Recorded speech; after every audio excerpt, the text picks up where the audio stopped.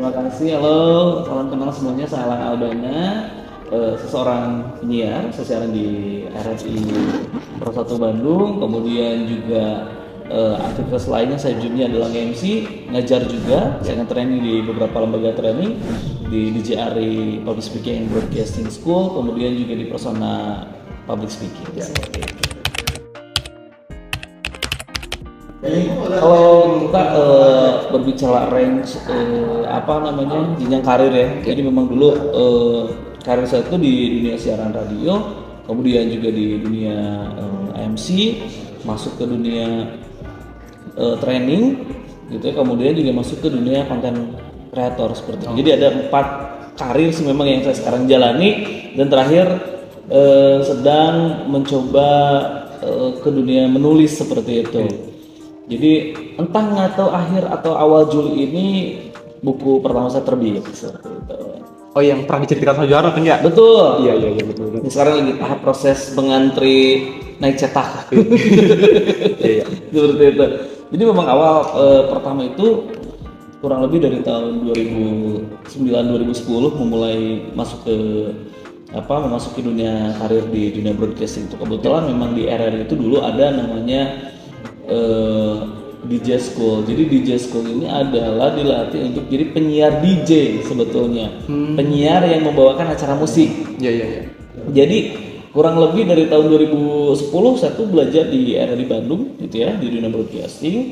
Kemudian masuk ke ada namanya Radio Sonata, radio pemerintah Kota Bandung. Jadi saya pun juga ikut sekolah di sana. Setelah itu saya masuk lagi namanya MKFM Broadcasting School. Jadi radio MK, radionya A Agim ini bikin training untuk para penyiar-penyiar baru seperti itu. Sekaligus juga mereka mencari kandidat untuk jadi penyiar di MKFM seperti itu. Jadi awal kali ini justru memang ngambil kursus-kursus atau ngambil kursus-kursus di dunia broadcasting dulu gitu. Jadi kurang lebih ada sekitar 3 tempat kursus radio. Nah setelah itu MKFM kebetulan lagi butuh penyiar. Nah alhamdulillah saya keterima masuk kandidatnya. Jadi awal pertama karir saya itu justru di MKFM dulu, di radionya Agim. Base ke radio Agim, kemudian kurang lebih 1 tahun di MKFM. Saya tuh masuk ke radio pemerintah Kota Bandung itu. Ikut lagi kursus, keterima lagi juga di sana jadi penyiar kurang lebih 1,5 tahun. Nah pada saat perjalanan itu ada sebuah event namanya IBX, Indonesian Broadcasting Expo. Jadi itu adalah salah satu event terbesarnya dunia broadcasting itu, karena semua TV dan radio tuh hadir di sana gitu. Radio se-Jawa Barat, kemudian juga televisi nasional dan televisi lokal tuh dihadirkan di sana eventnya. Jadi mereka buka booth gitu. Nah saya mengikuti berbagai perlombaan di sana gitu. Waktu itu sempat lomba presenter SCTV dapat juara 2, lomba presenter reporter TV One dapat juara 1. Kemudian di sana itu ada event yang namanya PJTV-han, TV lokalnya Bandung, bikin event lomba presenter. Saya waktu itu mengikuti rangkaian itu akhirnya dapat juara 3. Seperti itu. Jadi waktu itu lombanya itu sekaligus dapat hadiah untuk magang di PJTV jadi presenter. Jadi kurang lebih saya juga magang di sana, ternyata diperpanjang kontraknya. Jadi kurang lebih pegang 4 program TV di PJTV itu kurang lebih selama 1,5 tahun. Jadi ya siaran di Radio Sonata, ia pun juga saya jadi presenter TV di PJTV itu, TV lokal Bandung. Nah, setelah itu barulah ke RRI. Baru ini sebetulnya. Kurang lebih 2015 lah. Jadi di MKFM itu 2012. 2013 pindah ke PJTV. Setelah 1 tahun di radio itu, di Radio Sonata, kemudian 2014 itu masuk justru jadi presenter PJTV. Nah 2015 baru saya meninggalkan itu semua pindah aja ke sini ke RRI. Padahal basic awalnya mau belajar di RRI seperti Iya, Juwarni sempat stalking ya Kang ya, di Instagram Akang. Pernah juga kan tuh, pernah di-share di televisi gitu kan. Ya, pada tahun berapa tuh? 2014 2010-an ya. sampai 2015, sampai 1 tahun. Waktu ngelamar ke radio ya, itu saya pakai ijazah madrasah aliyah. Ijazah S1 saya itu baru kepake setelah saya masuk RRI. Itu pun setelah 1 tahun kerja gitu. Bener-bener pakai ijazah aliyah. Lamar ke radio pakai ijazah aliyah. Iya, iya. Ke televisi ijazah aliyah. Gitu.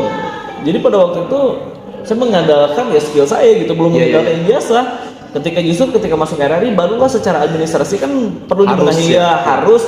Nah, waktu itu karena memang saya masih semester awal masuk radio itu dulu justru masih semester 2 gitu. Jadi ya kuliah ya jadi penyiar, ya jadi presenter seperti itu. Justru setelah masuk RRI itu baru semester 7 justru. Setelah lulus baru ijazahnya ada penjelasan ijazah baru. Iya. Aku pakainya itu justru. Iya. Berarti emang dari SMK kamu seneng kan ya? Dari SMA tuh memang mencoba untuk memilih kira-kira karir kemana ya gitu. Akhirnya mencoba untuk karena dari SMA kelas 2 itu udah belajar di RRI, kayak kenapa nggak saya seriusin aja sih ini yang mau jadi jalan karir gitu. Gitu. Iya, berarti punya skill dulu ya. Jarang juga sempat bingung sih Kang kalau misalkan lulus kuliah nanti mau kemana, soalnya kan sekarang harusnya udah mulai terpaku gitu. Dibangun, harus mulai dibangun sekarang. Gitu. Jadi setelah nanti lulus nggak bingung harus kemana. Jadi memang dari dulu mindset saya adalah waktu masih zaman SMA aja saya udah mikirin kira-kira saya harus ngambil jurusan apa yang nanti akan nunjang kerjanya gitu. Setelah saya kuliah ada di jurusan itu, saya harus mikir target saya adalah sebelum saya lulus kuliah saya harus kerja di TV dan radio, itu targetnya. Jadi benar itu terwujud di semester 7 gitu. Itu lagi skripsi sambil ya lagi siaran ya lagi jadi presenter dan lagi nyusun capek. Hampir gak lulus. Gitu karena kan harus ngebagi waktu itu bener-bener wah sibuk banget. Belum ngisi seminar tuh udah memang dari zaman dulu, zaman pas awal-awal masuk kuliah. Ini yang menarik Kang, kalau misalkan wedding, kalau misalkan buat MC wedding kayak gitu ada kursus dulu atau gimana? Oke. Nah selain juga tadi memang karirnya adalah di dunia siaran, masuk ke dunia MC ya. Jadi di dunia MC itu dulu sempat ada sebuah event wedding, kebetulan orang RRI, beliau nggak bisa hadir sakit, jadi saya yang ditunjuk untuk acara wedding. Itu kayak berasa dilempar ke kolam yang emang saya nggak bisa berenang gitu, bukan kolam lagi kayak laut gitu. Jadi bingung pada waktu itu, cuman hanya dikasih poin-poin. Aku pikir hanya ya udahlah gitu ya, cuman MC formal ini cuma mempersilahkan sebagainya. Padahal dalam sebuah rangkaian MC wedding itu terdapat berbagai filosofis di dalamnya. Di sebuah rangkaian awal sampai akhir itu semua mengandung sebuah filosofis, ada maknanya kenapa harus ini, kenapa harus itu gitu. Jadi waktu itu benar-benar berasa didorong gitu ya sampai nyebur. Jadi waktu itu benar-benar kelabakan banget, nggak tahu, bingung harus ngomongnya gimana, redaksinya seperti apa. Jadi benar-benar yang seada-adanya. Cuman waktu itu kayaknya ada salah satu pihak juru bicara lah gitu ya, atau perwakilan dari keluarga pengantin itu yang dia juga tukang MC. Dia tahu banget aku nggak ngerti. Jadi dia bantuin tuh, diarahin dia bareng, malah jadi tandem MC-nya. Bener-bener itu pengalaman yang wah gila, ya kan masa lupakan. Itu pertama kali bener-bener MC wedding kayak berasa saya dilemparkan gitu, dihempaskan yang bener-bener gak ada bekal sama sekali. Tapi dari situ saya mulai mikir gitu, ternyata gini ya, ternyata gitu ya. Dan dari situlah mulailah mencoba untuk nyari berbagai tempat kursus MC. Tagihan sekarang. Dari situ akhirnya MC sekolah lagi, MC, mulai browsing lah, mulai cari lah, mulai lihat kan, oh seperti ini ya MC wedding, oh seperti ini. Akhirnya banyak teman yang ngajak tandem, karena sama-sama nggak bisa gitu. Aku sama-sama belajar, punya pengalaman tandem lah tuh, jadi ngerti oh kayak gini ya gitu MC wedding. Hingga akhirnya sekarang terus memperdalam jadi sebuah profesi lah. Jaron juga tertarik kan buat MC wedding karena ada pelatihan khusus sebenarnya buat MC wedding itu sendiri. Betul, karena memang beda sama MC formal biasa Iya. ya. Gitu. Kalau di MC wedding itu kalau kita kursus nanti akan diarahkan ke titik poin mana saja, apa saja yang perlu diketahui, apa saja yang memang perlu dibekali supaya Iya. nggak blank banget. Gitu. Kalau ada mentor enak bisa ngikut dulu tuh kalau si mentornya kayak gimana kalau dia lagi MC wedding gitu. Iya. Jadi di sana bisa jadi bantuin kru dulu atau jadi apa. Jadi nanti ngerti, oh kayak gini ya gitu MC wedding tuh gitu. Iya. Oke, gitu saja mungkin Kang. Sebelum kita akhiri, Jaron butuh motivasi dari Akang supaya karir ke depan nanti sejalan dengan apa yang Jaron jalankan sekarang. Sebagai closing statement aja. Oke, jadi gini, ketika kita fokus gitu ya, mau set kita berkarir di mana, Ya. pertama yang harus ditanam itu adalah tujuannya dulu, goalsnya itu apa? Tetapkan dulu goalsnya, karena tidak akan pernah ada kata sampai kalau kita tidak pernah simpan Ya. garis titik poinnya atau garis finishnya. Tidak akan pernah ada kata sampai kalau kita nggak pernah menentukan garis finishnya. Sejauh manapun kita melangkah, sebesar apapun persiapan kita, kalau tidak pernah kita simpan garis titik finishnya, tidak akan pernah ada kata sampai. Maka ketika berbicara mengenai set goals karirnya, apa dulu nih tujuannya? Nanti setelah tujuan goalsnya tercipta, gitu ya, bayangin betul-betul dengan jelas, dengan konkret, gitu. Nah baru kita susun jalan-jalan kecil untuk menuju sana. Cari alternatif kah, cari jalan yang efisien kah, pakai kendaraan apa, perbekalan seperti apa, bensinnya gimana, baru disusun itu. Itu yang disebut dengan menentukan visinya dulu, baru misinya. Iya. Kan gitu, ada visi ada misi gitu ya. Visi itu tujuan goals akhirnya apa, misi itu adalah langkah-langkah kecil untuk mencapai si Buat menjembatani hal tersebut. Maka ketika berbicara mengenai karir adalah tujuannya dulu mau apa yang jelas. Iya. Setelah itu baru susun strategi untuk arah ke sana. Nah, bisa lewat baca buku untuk wawasan atau knowledge. Kedua, lihat supaya visualisasi lebih mudah, lihat YouTube atau TikTok lah tuh berbagai tips and trick.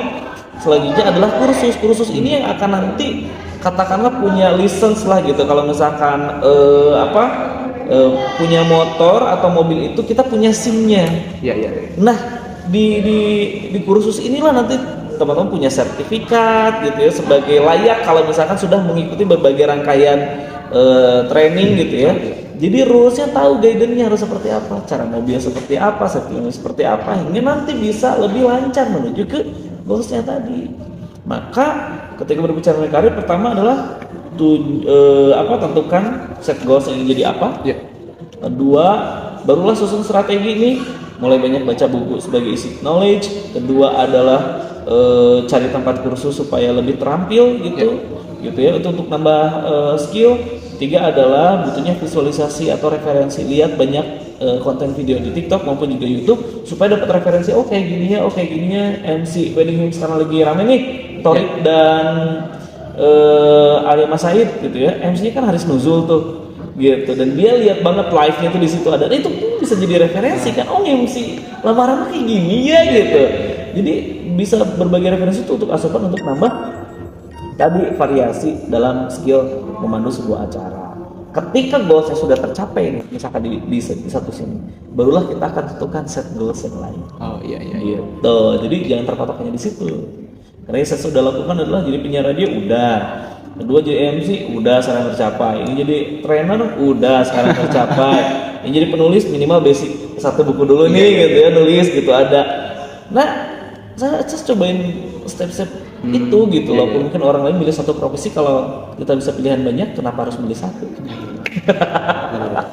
Oke, Kang, terima kasih banyak atas Sama-sama. waktunya. Sangat mengganggu sekali, mungkin dalam kegiatan-kegiatan yang sangat sibuk sekali. Nah, itulah wawancara pada kali ini dengan Kang Alan. Mungkin bisa menjadi motivasi bagi kita dan juga pelajaran untuk kita ke depannya. Dan terima kasih, sampai jumpa, bertemu lagi di agenda selanjutnya. Assalamualaikum warahmatullahi wabarakatuh.